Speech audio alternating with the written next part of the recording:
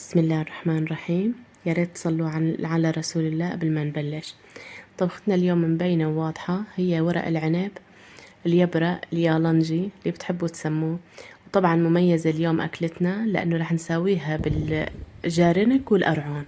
وهون يسوفي بلش يساعدني بتقطيف الورق. رح نساويها من وقت ما قطفنا الورق لوقت ما بلشنا ناكلها.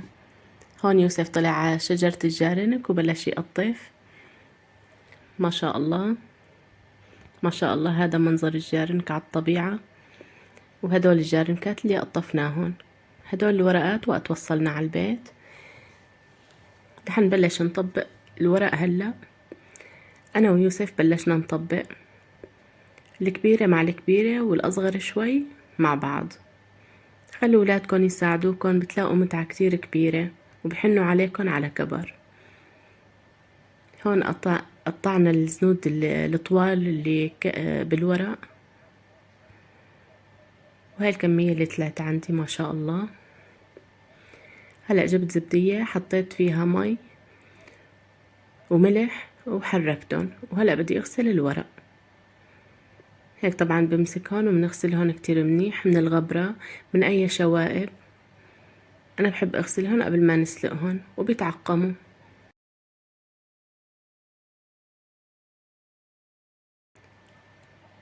هون حطيت طنجرة على النار وحطيت فيها مي وبلشنا نسلق، وحسب انتو الورق طراوة الورق عندكن او قساوته. تقريبا اخدت الوجبة معي شي 4 دقايق. وهلا بدي ساعد ماما تقطع، وهيك قطعنا الخضرة. هذا العصير الجرن، هذا العصير القرعة. وحضرنا الحشوة، كيلو رز وكاسة عصير جارنك وكاسة عصير قرعون. كيف سويتهم؟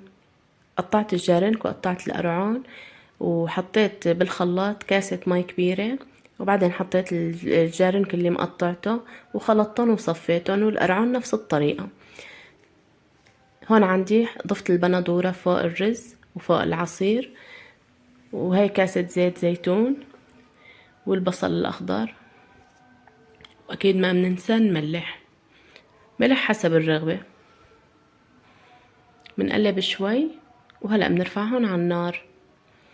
أنا بحب إنه أطبخهن شوي، تقريبا دقيقتين بس يغلوا عندي. بنخليهن على النار دقيقتين وبنطفي النار تحتهم،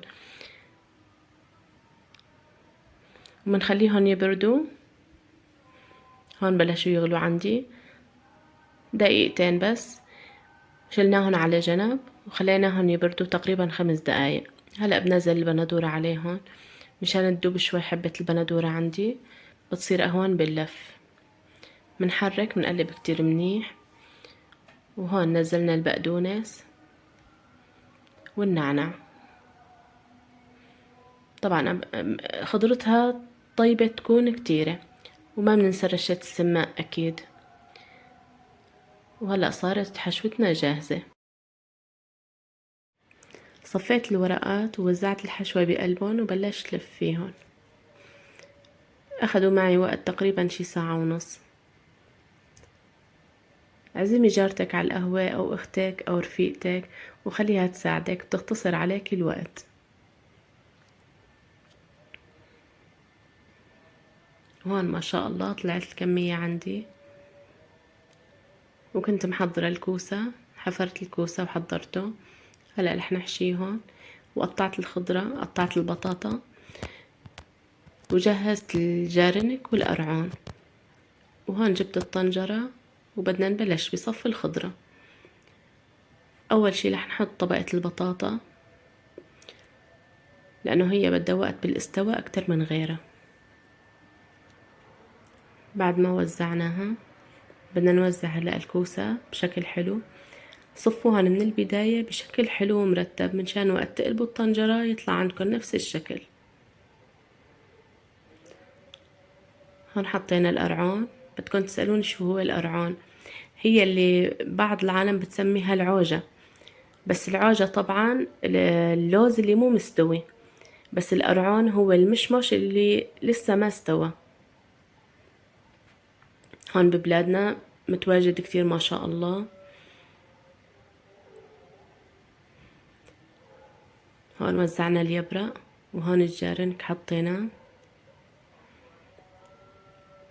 ما شاء الله على هالمنظر. وملحنا، وما بننسى الزيت البلدي، زيت الزيتون. وقلت لكم انها مميزة، مو لحط حامض ابدا. هذا عصير الجارنك وعصير القرعون حامض، وما بدها حامض ابدا، مو رح استعمل اي حامض. وهلا بنحط صحن، بنحط التتقيلة فوقه لانه التتقيلة عندي مكسورة. وهلا شغلنا النار تحتهم، طبعا النار هادية بدها تكون، وبعد ما يغلوا ساعتين على النار. وهون بعد ما استووا هلا بدنا نقلب هون. بسم الله الرحمن الرحيم. وهيك كانت النتيجة. ما شاء الله، ما شاء الله على النتيجة. مو بس المنظر، كمان الطعم كان كتير كتير طيب. وهون الكوسة مستوية ما شاء الله، وكل الخضرة مستوية، واليبرق مستوي للآخر ما شاء الله. كتير كانت النتيجة رائعة.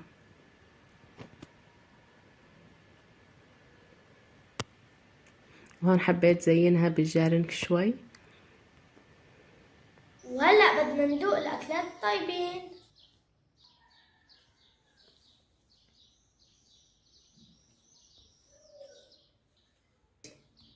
تسلم ايدك يا ماما، شو طيبين. إن شاء الله ألف صحة وهنا يا السوفة. قلبك.